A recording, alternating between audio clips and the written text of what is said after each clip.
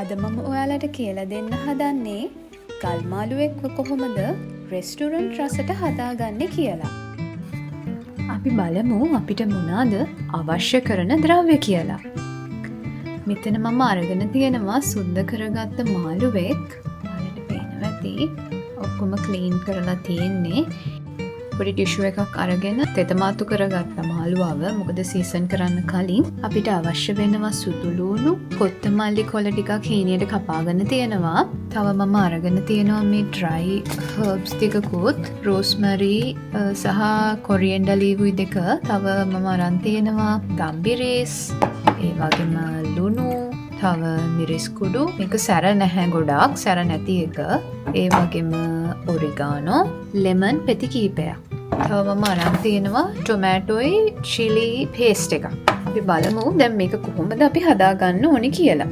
අපි මුලින්ම මාළුවව සීසන් කරන්න අවශ්‍ය විදිහට පෙති කපා ගන්න ඕනේ. පෙති කියන්නේ වෙන් වෙන්න නෙමෙයි. එහෙම කපද්දී වාට පිහියට දැනෙනවා කට්ට අහු වෙනවා. එතකොට නවත්තන්න.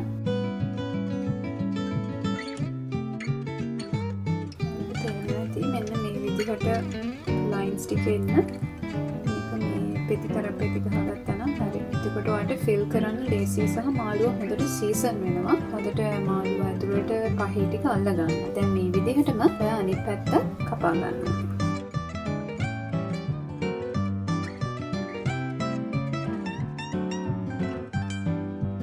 පේනවා ඇති. පැත්තත් අපි ගන්නට කපාගෙන තියෙන්නේ මේ විදිහටම. දැන් අපි බලමු සීසනින් එක අපි කොහොමද හදාගන්නේ කියලා. මුලින්ම මම මේකට එකතු කරනවා ඔලිව් ඔයිල්. මට කියන්න අමතක වුණා මොන හරි කැමති තෙල් జాතියක් ඔයාලට තියෙන එකතු කරගන්න මේස් හැඳි දෙකක් වගේ. ඊළඟට අපි එකතු කරන ඉන්ග්‍රීඩියන්ට් එක තමයි සුදු ලුණු. ඊට පස්සේ ගම්බිරිස් කුඩු. එකත් මේස් හැඳි දෙකක් වගේ දාගන්න. ඊට පස්සේ ලුණු කුඩු, හැඳි එකක් සහ කියපු අර පේස්ට් එක. මට මංග ඩ්‍රයි හර්බ්ස් තියෙනවා කියලා ඒකත් එකතු කරගන්න. හැඳි එකක් වගේ තමයි දාගන්න ඕනේ. ඩ්‍රයි කොරියන්ඩර් ලීව්ස් මම එකතු කරගන්නවා. නැචරල් එකක් තියෙනවා. ඒ වගේම ඔරිගානෝ. දැන් අපි මේ ටික හොඳට මික්ස් කරගන්න ඕනේ.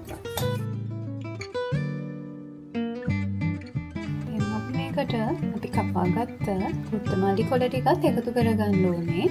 ඒකත් මික්ස් වෙන්න ඕනේ හොඳට මේ පේස්ට් එකත් එක්ක. හරිම සුවඳක් තමයි එන්නේ මට නම් මේ පේස්ට් එකේ. දැන් අපි බලමු කොහොමද පේස්ට් එක දාගන්නේ කියලා. මේ විදිහට පේස්ට් එක අරගෙන මේ අපි කපාගත්තේ දාර ඇතුලෙන් හොඳට ඇතුළට මේක මේ දාගන්න ඕනේ. රස වැඩි වෙන්නේ එතකොට තමයි. මම පළවෙනි පාරට තමයි මේ විදිහට මේ හදාන්නේ. නැත්නම් මම හැමදාම හැදුවේ වෙනස් විදිහකට. මේක අද තමයි මේ සැරට හදන්න යන්නේ. බලමු අපි රස කොහොම වෙයිද කියලා. ඇත්තටත් ඔයා මේක මේ විදිහට ඇප්ලයි කරගන්න ඕනේ. දැන් අපි මේක අනිත් පැත්ත හරව ගන්නවා. කලින් පැත්තට දාගත්ත විදිහටම මේ පැත්ත ෆිල් කරගන්න ඕනේ මේ විදිහට. රටේ අය නම් මේ මාළුවාගේ නම කියන්නේ දොරාද කියලා. මේ රටේ මාළු මේගොල්ලෝ ඉන්නේ කෙලවල්ලෝ ඉන්නවා, ඉස්සෝ ඉන්නවා, තව දැල්ලෝ. මේ මාළු තමයි ඉන්නේ. අපි දැන් සීසන් කරගත්තට පස්සේ ෆ්‍රිජ් එකේ දාලා තියෙනවා පොඩ්ඩක් සෙට් වෙන්න. විනාඩි 15ක් 20ක් අතර කාලයක් දාලා තියන්න ඕනේ. හොඳට ඇබ්සෝබ් කරගන්න. මේ තියෙන්නේ මම ෆ්‍රිජ් එකේ තියලා අරගත්තට පස්සේ මාළුවා. අපි මෙයාව මේ වගේ පාර්ච්මන්ට් ෂීට් එකක් දාගෙන oven එකට දාගන්නයි යන්නේ. ඔයිල් දාගන්න. ඊට පස්සේ මම හදාගත්තම ලෙමන් ටික මේ විදිහට ඇතුලේ තියාගන්න ඕනේ.